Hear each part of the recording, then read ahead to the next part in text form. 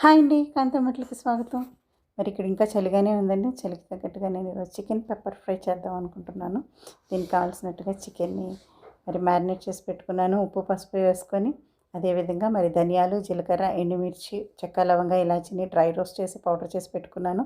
అల్లం వెల్లుల్లిని కూడా దంచి పెట్టుకున్నానండి. ఒక ఉల్లిపాయని సన్నగా తరిగి దానిలో పచ్చిమిరపకాయలు, కరివేపాకు అన్నీ కలిపి మూకుడులో తగినంత నూనెను వేసుకున్న తర్వాత వీటిని ఎర్రగా అయ్యే వరకు ఫ్రై చేశాను. ముందుగా చెప్పినట్టుగా ఈ పౌడర్ చూసారా ఎలా చేసి పెట్టుకున్నాను. దీని తర్వాత ఉల్లిపాయలు బాగా ఎర్రగా వేగిపోయినాయి కదా, దీనిలో మరి ఫ్రెష్గా దంచిన అల్లం వెల్లుల్లిని వేసానండి. ఎప్పుడైనా నాన్ వెజ్ కర్రీస్కి అల్లం వెల్లుల్లి ఫ్రెష్గా దంచుకుంటేనే బాగుంటుంది. ఈ సమయంలో మరి ముందుగా ఉప్పు పసుపు వేసి పెట్టుకున్న చికెన్ని ఇందులో వేసేసానండి. మరి ఈ చికెన్ అంతటా కూడా వాటర్ వేయాల్సిన అవసరం లేదు.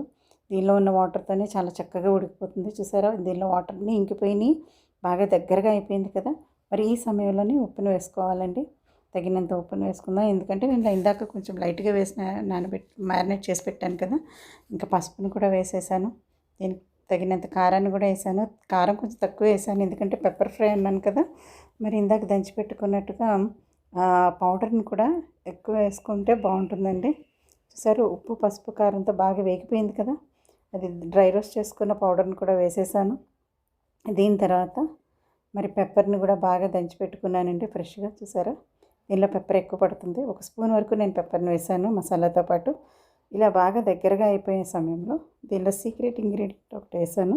ఏంటంటే ఫ్రెష్గా దంచిన వెల్లుల్లి. ఈ వెల్లుల్లి వేయడం వల్ల మంచి అరోమా వస్తుంది.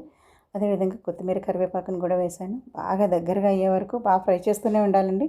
స్టవ్ దగ్గరే ఉండి బాగా దగ్గరగా చేసుకున్నప్పుడే దీని టేస్ట్ వస్తుంది, లేకపోతే మాడిపోతుంది. చూసారా ఎంత బాగా అయిపోయిందో. ఈ ఆల్మోస్ట్ నా చికెన్ ఫ్రై రెడీ అయిపోయిందండి. Please subscribe my channel. Thank you so much అండి.